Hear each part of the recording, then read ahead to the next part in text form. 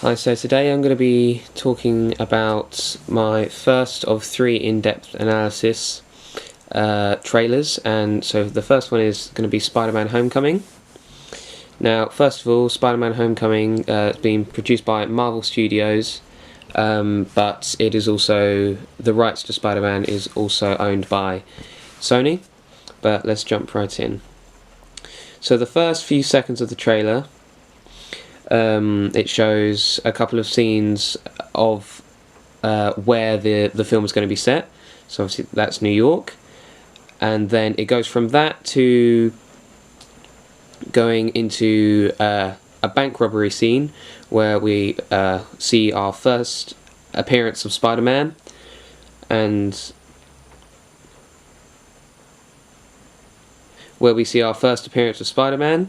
and then there's a little bit of action that goes on there. And then after that we see the Sony ident, since, as I said just a moment ago, it's owned by Sony, so that's going to have so that's going to be shown first. And then after that it follows up for the Marvel Studios ident. And then from that it goes back into the scenes, and then it shows the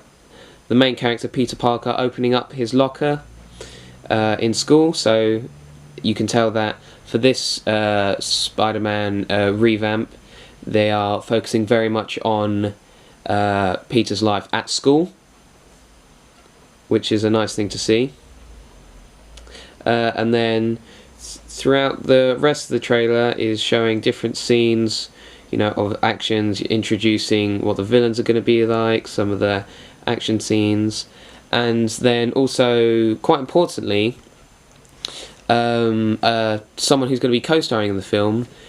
which is Iron Man, and as other people know him as Tony Stark. Now, obviously, this is very important, as because it's a revamp of Spider-Man, and there's already been a couple in the past. So they're trying to make it so the film seems very appealing to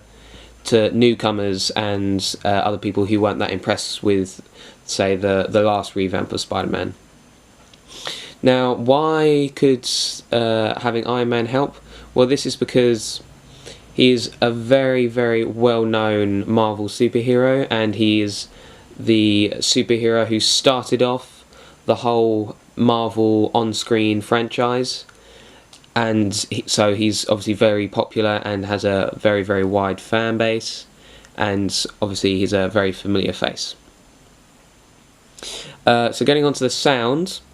throughout the whole trailer, it has very joyful music to show that, that he's this friendly neighborhood Spider-Man and is here to help everyone on a day-to-day basis. But then going further on into the trailer, when we are presented with the main enemy in the film, it suddenly goes down to a very deep pitch, and this just clearly points out to the audience who this guy is and how he might affect the film. So obviously showing that he is going to be Peter's first, worst enemy, as he's just been helping out with small crimes. And then we see that the credits and titles are all in the theme of the film, so the Spider-Man colours, blue and red. Now obviously this just helps keep the audience engaged, as if it just came up with just, I don't know, let's just say just white text, saying Spider-Man Homecoming. It would feel very off to how the trailer has been presented, with all the bright colours and the bright red and blue, which is how we think of Spider-Man. So that just helps tie in the film together with the trailer a little bit more. And then it also shows, in one of the last scenes, shows Iron Man and Spider-Man flying and web slinging through the air, which suggests that maybe throughout the whole film, or just in a few scenes of the film, these two characters are going to sort of act as a duo and possibly fight together, which would be very, very interesting, since we'd already seen him working together with Tony Stark in Captain America Civil War, and that made quite a good mix. So if this was to happen, I personally think that it would work quite well, but if not, I don't think it would be a huge impact on the film.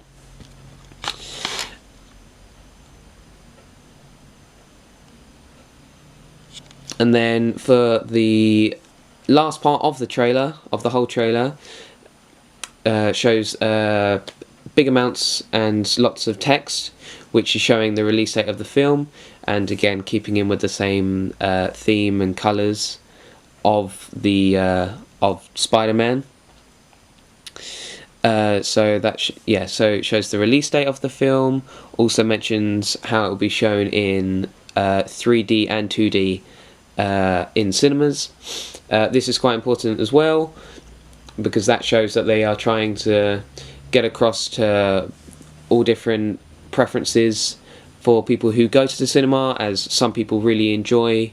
watching it in 3D, but then again, some people just prefer it more in 2D, as you know,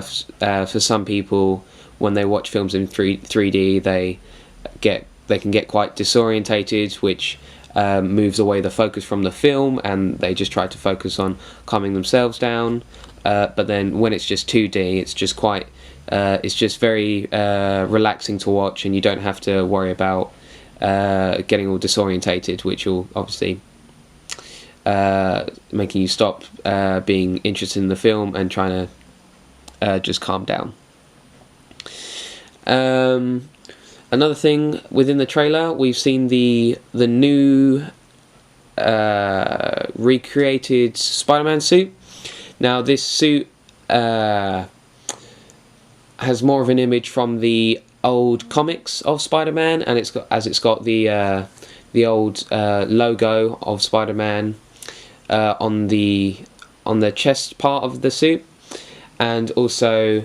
on some of the trailers that have been released, you can see that his suit is actually equipped with a Batman-like signal, as they would, since in Batman, this signal will be put up into the sky to show the Batman signal as a calling for Batman's help. But for Spider-Man, in the comics, he had this light which was attached, I think it was either to his wrists or it came out of his visors from his eye cutouts,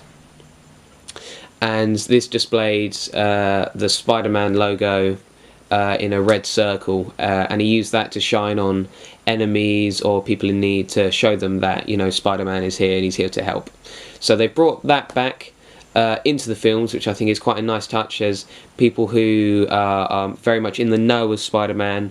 I'm sure will appreciate these added bits of detail, which is quite nice.